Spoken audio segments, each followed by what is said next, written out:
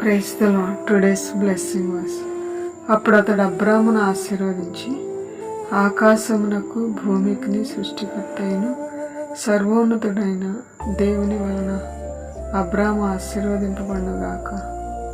ఆదికాండం 14:19.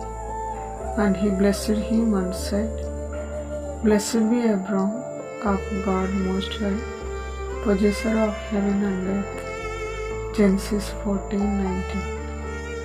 और उसने अब्राम को यह आशीर्वाद दिया कि परम प्रधान ईश्वर की ओर से, जो आकाश और पृथ्वी का अधिकारी है, तो धन्य है.